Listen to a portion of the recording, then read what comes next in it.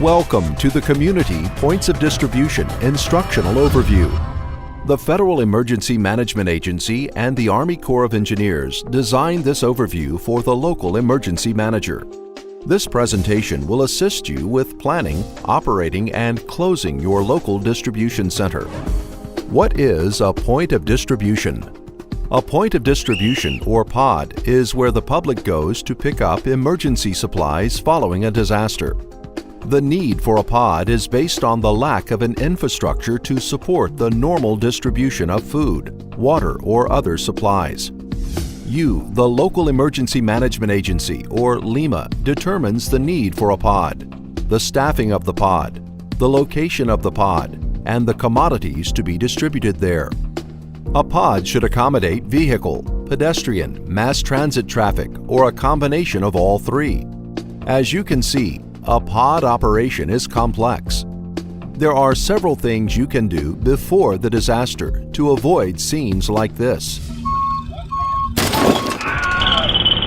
I'm calling the governor's office. There are also things you must do to establish a smooth-running pod like this one.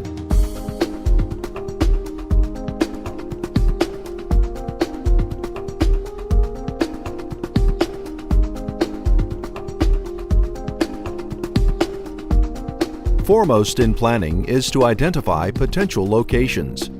Select sites based on population density. Look at traffic patterns. Ask yourself if people will have to cross a busy street to get supplies. Will this pod location cause a traffic jam? Are there frequent or sharp turns? Can large semi-trucks get in and out of this location? The next step in planning is to design your pod layout. The first question to ask is, what size pod is needed? Then, how will supplies be distributed? How much should each person get? A general quantity rule is that each person or personal vehicle should receive enough for a household of 3. Have you decided where the entrance and exit will be on site? Again, look at the traffic pattern. What's the best location? Will emergency response vehicles have easy access? Project your equipment and personnel requirements well in advance. Staffing is as important to success as finding the right location. Prepare to manage volunteers that you never expected to appear. Also, don't forget a media point of contact. Publicity can make or break your pod operation. Although there is a lot to think about, remember your success is measured by meeting the public's needs. That's why we emphasize the importance of planning. With a developed strategy and coordinated effort, your community will get those life-saving commodities quickly and efficiently. Now that you are prepared, the decision to activate a pod is yours. Take the public need, infrastructure capability, and resources into account before announcing a pod location to the public. The disaster may have created limitations in communications, equipment, transportation, or personnel. Residents are dealing with enough difficulties. Be careful not to add false hope to the list. Once you make the decision to activate, you must assemble a team. A pod team consists of a manager, a loading team, and a support team. The manager is responsible for everything at the pod, including staffing and supply levels, supply chain flow, safety, and reporting. Under the direction of the manager, the loading team conducts loading operations. They keep the vehicles moving safely through the line.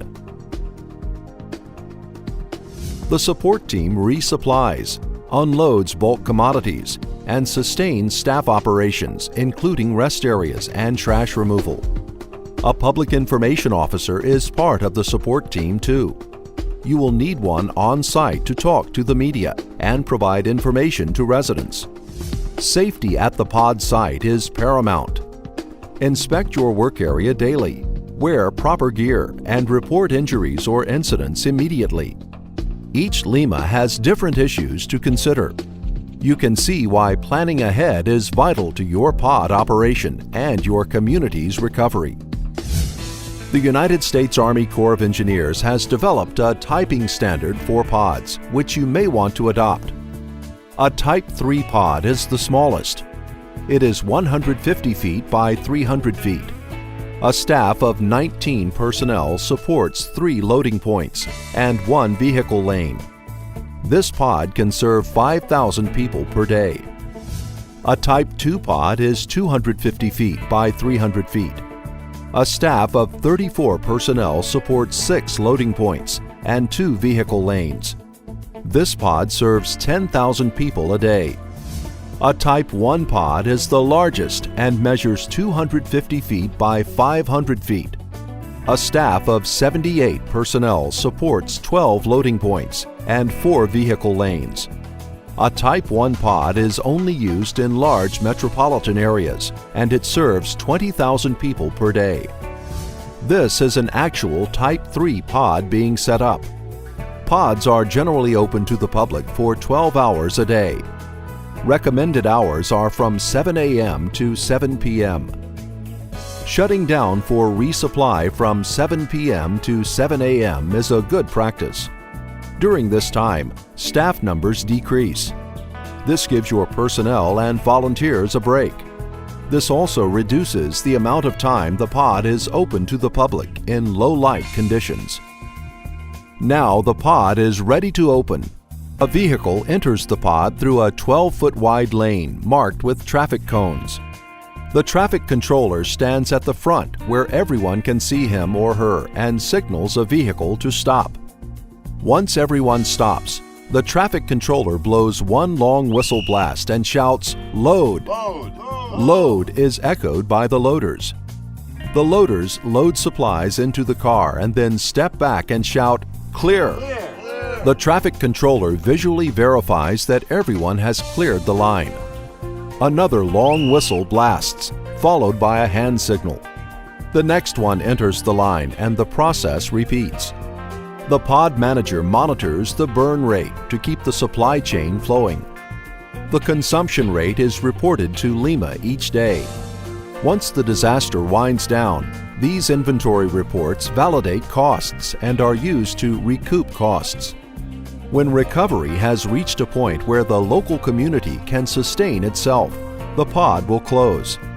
Make sure you give an advance notification of closing. Let Lima, the property owner, and the public know 24 to 36 hours before you shut down operations. Have a plan in place of where to send anyone who shows up after closing. Some people may still need help. Make sure the site is completely clean when you leave. This maintains goodwill with the owners, so you can use their site again should the need arise. An overview of the pod mission has been provided.